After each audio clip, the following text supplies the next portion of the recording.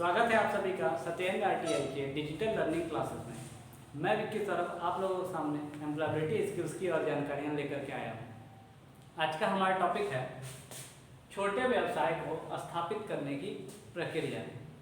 जो ये entrepreneurship skills होता है, इसमें उद्यमिता को स्थापित करने के लिए कौन कौन सी प्रक्रियाएँ होती हैं यह हम जानेंगे, और उसमें भी छोटे व्यवसाय को स्थापित करने की प्रक्रिया। तो छोटे व्यवसाय में कौन कौन सी चीज़ें शामिल करनी चाहिए, क्योंकि कोई भी व्यवसाय शुरुआत में बहुत बड़ा नहीं हो सकता है। तो ऐसे छोटे छोटे व्यवसायों को शुरुआत करके एक उद्यमी अपने जीवन में फिर बड़े व्यवसाय भी कर सकता है। तो आइए उन तरीकों के बारे में अब हम जानेंगे। तो सबसे पहले है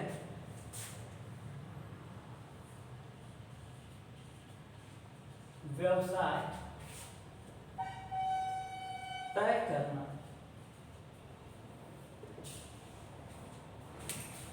जो नए उद्यमी होते हैं वो शुरुआत में सबसे पहले बहुत सारे व्यवसायों के बारे में सोचते रहते हैं। तो इसीलिए उसे खुद के लिए वह वैसे व्यवसाय को तय करना चाहिए जिसमें कि वह सक्षम हो अपने पूंजी को निवेश करने के लिए, और फिर उस व्यवसाय के बारे में उसे ज्ञान भी हो, कौशल भी हो, तब जाकर के वो व्यवसाय को आगे बढ़ा पाएगा। इसलिए सबसे पहले उसे अपना व्यवसाय तय करना चाहिए कि किस प्रकार का व्यवसाय वह कर सकता है अपनी क्षमताओं के अनुसार। दूसरा है शक्ति या कमजोरी का विश्लेषण।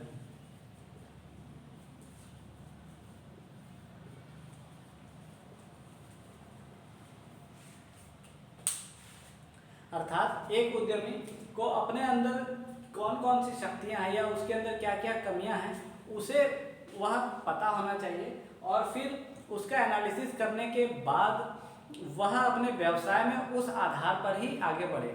तो इससे क्या होगा कि उसके अनुसार जितनी भी कमियां हैं उसको वह दूर करके जो है अपने व्यवसाय में अपने सही कौशल को लगा पाएगा। इसलिए सबसे पहले उसको अपने जो स्ट्रेंथ है और वीकनेस है उसको एनालिसिस कर लेनी चाहिए।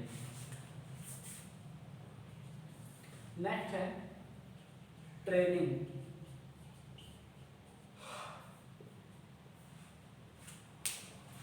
ट्रेनिंग का यहाँ पे अर्थ ये है कि जैसे ही अगर आप अपने स्ट्रेंथ और वीकनेस को एनालिसिस कर लेते हैं तो फिर आपको उस आधार पे ही उपयुक्त व्यवसाय चुनना होता है, और फिर जो जो आपकी कमियां हैं उसको दूर करने के लिए आप स्किल ट्रेनिंग ले सकते हैं। नहीं तो आप उस व्यवसाय से जुड़े जो भी प्रशिक्षण है उसको प्राप्त कर सकते हैं, ताकि फिर आप उस अपने वीकनेस को दूर करके अपने व्यवसाय में अपना स्किल्स लगाएं और फिर उसे आगे लेकर के जाएं। तो इसके लिए उसके लिए ट्रेनिंग की आवश्यकता पड़ती है जो एक उद्यमी को करना चाहिए। नेक्स्ट है वातावरण की स्कैनिंग।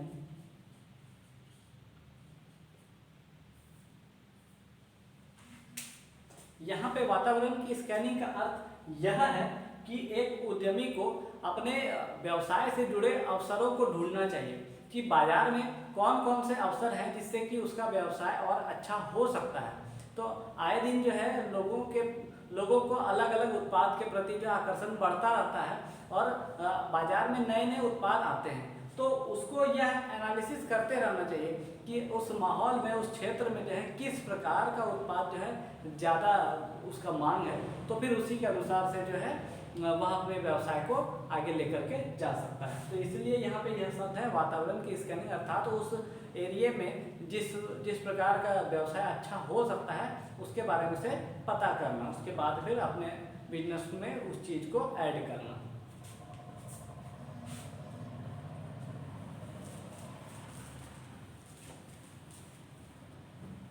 नेक्स्ट है उत्पाद का चयन। जब आप एक उद्यमी होते हैं तो अगर आप किसी उत्पाद का निर्माण कर रहे होते हैं या किसी भी प्रकार की सेवाओं को जो है बाजार में दे रहे होते हैं, तो इसमें आपको वैसे उत्पाद का चयन करना चाहिए जिसका कि भविष्य में भी मांग बरकरार रहे या भविष्य में निरंतर मांग बढ़ता रहे। अगर आप इस चीज़ का पहले से अध्ययन नहीं करेंगे कि किस प्रकार के उत्पाद का भविष्य में मांग ज़्यादा होगा, तो फिर आप बाजार प्रतिस्पर्धा में पीछे रह जाएंगे। क्योंकि जो और भी जो अन्य उद्यमी हैं वह इन सभी चीज़ों का एनालिसिस करके अपने व्यवसाय में उत्पादों का चयन करते हैं। ठीक इसी प्रकार छोटे व्यवसाय को प्रारंभ करने से पहले आपको उत्पाद का सटीक चयन करना चाहिए कि किस प्रकार के उत्पाद का बाजार में मांग है या लोग किस प्रकार के उत्पाद को पसंद करते हैं। नेक्स्ट है बाजार का सर्वेक्षण। जैसा कि हम सभी जानते हैं कि उत्पाद का निर्माण जो है वो बहुत आसानी से हो सकता है, क्योंकि उत्पाद के निर्माण में कच्चे माल के साथ जो है निर्माण प्रक्रिया होती है और उसमें कर्मचारियों का मेहनत होता है। उसके बाद जो है हर प्रोसेस के बाद जो है कोई भी उत्पाद तैयार हो जाता है, परंतु उसे बाजार में बेचना वह बहुत मुश्किल का काम है। क्योंकि वह अगर आपका उत्पाद नया है और लोगों को वह किस प्रकार से पसंद आएगा या बाजार में उसके कीमत को लेकर के कैसी वैल्यू बनेगी, तो ये सारी चीज़ें जो है बहुत मुश्किल का काम है। इसलिए कहा जाता है कि सबसे पहले आपको बाजार का भी सर्वेक्षण करना चाहिए कि बाजार में कितने मूल्य पर किस उत्पाद को बेचा जा रहा है, ताकि आप उसी आधार पर उस उत्पाद का जो है निर्माण करें, जिससे कि आपको मुनाफा हो सके, लाभ हो सके। अगर आप बाजार का सर्वेक्षण किए बिना ही जो है उत्पाद का निर्माण करेंगे तो हो सकता है कि आपको भविष्य में हानि का सामना करना पड़े। तो इन चीज़ों को आपको पहले ही जो है सर्वेक्षण कर लेना चाहिए। नेक्स्ट है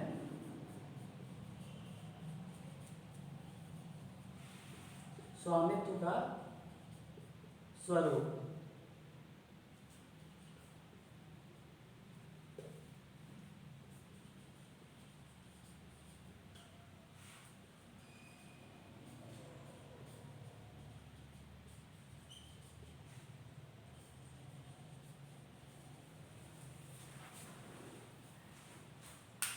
यहाँ पे स्वामित्व के स्वरूप का अर्थ यह होता है कि आप जिस व्यवसाय को स्थापित करना चाह रहे हैं वह व्यवसाय किस तरह का व्यवसाय है, अर्थात प्राइवेट है या पब्लिक लिमिटेड है या कोऑपरेटिव है।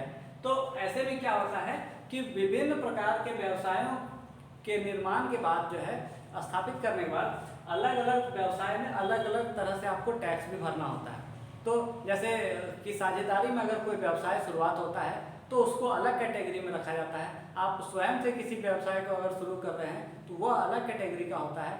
तो इसीलिए जो है यह स्वामित्व का स्वरूप आपको पहले ही निर्धारित कर लेना चाहिए कि आपका व्यवसाय प्राइवेट है या पब्लिक लिमिटेड है या कोऑपरेटिव है या किस प्रकार का है, यह आपको पहले ही जो है निर्धारित कर लेना चाहिए।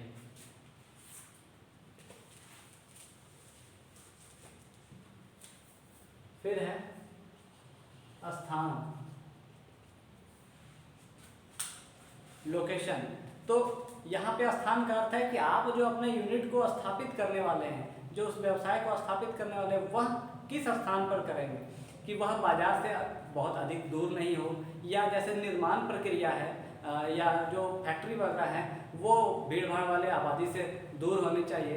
फिर आप उत्पाद को जिस डीलर तक पहुँचाएंगे या स्वयं का भी जो डीलर होता है तो वह बाजार के नज़दीक होना चाहिए ताकि आपको ट्रांसपोर्टेशन का खर्च भी बचे। तो हर तरह से जो है आपको ये या पहले ही निर्धारित करना पड़ेगा कि आप जिस भी यूनिट की स्थापना जहाँ करेंगे तो वह लोकेशन जो है भीड़ भाड़ वाले इलाकों से या जहाँ से कि आपका कम्युनिकेशन अच्छा हो पाए उस इलाकों में हो सके तो वह ज़्यादा बेहतर है। और अगर आप बहुत दूरवर्ती इलाकों में अगर अपने व्यवसाय को स्थापित करते हैं तो आपका जो है बाकी अन्य चीज़ों से कम्युनिकेशन वीक हो जाता है, फिर आपको उसके साथ साथ हानि का भी सामना करना पड़ेगा। इसलिए जो है स्थान उचित होना चाहिए।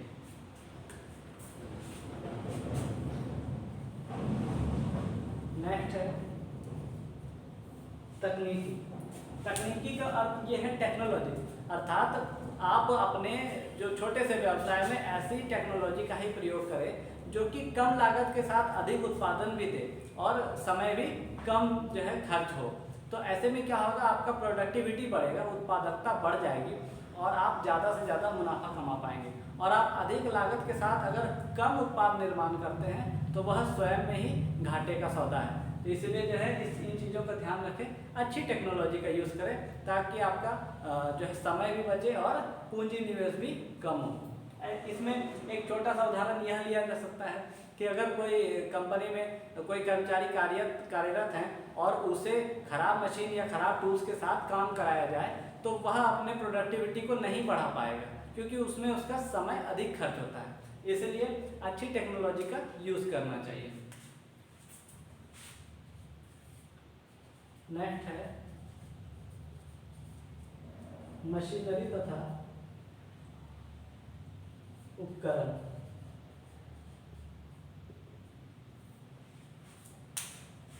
यहाँ पे पिछले एग्जाम्पल से ही यह पॉइंट जुड़ा हुआ है कि मशीनरी तथा उपकरण, जो मशीनरी और उपकरण है वह अच्छी क्वालिटी का होना चाहिए और निर्माण प्रक्रिया में वह लॉन्ग लास्टिंग होना चाहिए, ताकि आपको बार बार जो है मशीनरी और उपकरण का खरीद नहीं करना पड़े, जिससे कि जो फिर आपको व्यवसाय में अवरोध उत्पन्न ना हो। इसलिए एक ही बार जो है अच्छे मशीनरी का उपयोग किया जाता है ताकि आपका व्यवसाय अच्छा चलता रहे।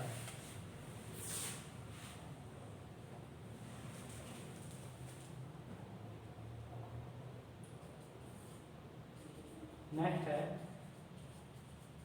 Project report. प्रोजेक्ट रिपोर्ट का अर्थ यह होता है कि आपके उत्पाद की निर्माण प्रक्रिया से लेकर के उसे बाजार में बेचने तक की जितने भी प्रोसेस होती है उन सभी का रिपोर्ट जो है एनालिसिस आपके पास होना चाहिए। तभी जाकर के आपको पूरा अनुमान लग पाएगा कि कितने सामान के साथ जो है लोग व्यापार कर पा रहे हैं, कौन से सामान रॉ मटेरियल या जो भी सामान में डिफेक्ट हो जाते हैं वो आपका वेस्ट मटेरियल में जा रहा है, साथ में आप कितना और आपको निवेश करना है, कर्मचारियों के साथ जो है कितने तरह के उत्पाद बनाए जा रहे हैं। इन सभी का रिपोर्ट जो है निरंतर बनते रहना चाहिए ताकि आपको विश्लेषण करने में आसानी हो सके, तब जाकर के आप विभिन्न प्रकार की हानियों से बच पाएंगे। नेक्स्ट है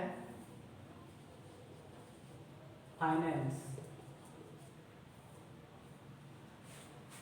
यहाँ पे फाइनेंस का अर्थ जो है पूंजी निवेश से है, अर्थात आप किसी भी व्यवसाय को जब प्रारंभ करते हैं तो उसमें आपको पूंजी को निवेश करना ही होता है, लेकिन फिर धीरे धीरे उसमें और भी जो अपग्रेड करने के लिए आपको और अतिरिक्त थोड़े थोड़े पूंजी की आवश्यकता पड़ती रहती है। तो इसके लिए बहुत सारी वित्तीय संस्थाएं भी हैं जो कि आपको उचित रियायत पे ऋण देती है, जिसके साथ आप अपने व्यवसाय में उस लागत को लगा करके और निश्चित ऋण पर जो है आप अपना बेनिफिट लगातार उठा सकते हैं। तो इसके लिए यह पॉइंट रखा गया कि फाइनेंस, जिससे कि क्या होगा कि आप निरंतर अपने व्यवसाय में अपग्रेड करते रहेंगे।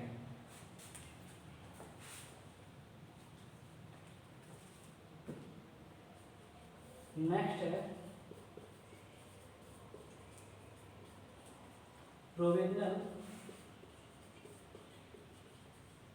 रजिस्ट्रेशन। प्रोविजनल रजिस्ट्रेशन का अर्थ यह है कि आपका व्यवसाय जो है रजिस्टर्ड होगा, तब जाकर के कि आप उत्पाद को बाजार में बेचेंगे तो उस पर किसी भी प्रकार की कोई भी परेशानी नहीं होगी। तो इसके लिए आपको अपने व्यवसाय का सारा सेटअप करने के बाद अपने जो है जिला स्तर से या उच्च स्तर से जो है आपको अपने व्यवसाय का रजिस्ट्रेशन कराना होता है। तो आप प्रोविजनल रजिस्ट्रेशन जब करा लेंगे तो उसके बाद जो है आपका व्यवसाय रजिस्टर्ड हो जाएगा, अर्थात आप जो है सभी मानक को फॉलो करते हुए अपने व्यवसाय को स्थापित किए हैं, ताकि अगर किसी भी प्रकार के वस्तु निर्माण में कोई प्रॉब्लम हो तो आप उसे बाय डिफ़ॉल्ट मशीनरी या जिस भी प्रकार के डिफ़ॉल्ट है वो आप दिखा सकें, और नहीं तो आपके हर स्टेप्स पे जो है कोई ना कोई क्लेम हो सकता है। इसके लिए आपको पहले से रजिस्ट्रेशन कराना अनिवार्य है। तो इसमें और भी जो है 10-12 पॉइंट्स हैं जो कि हम जानेंगे नेक्स्ट वीडियो में। तो आज के लिए इतना ही, आगे की जानकारी लेकर के आऊँगा नेक्स्ट वीडियो में। तब तक के लिए धन्यवाद।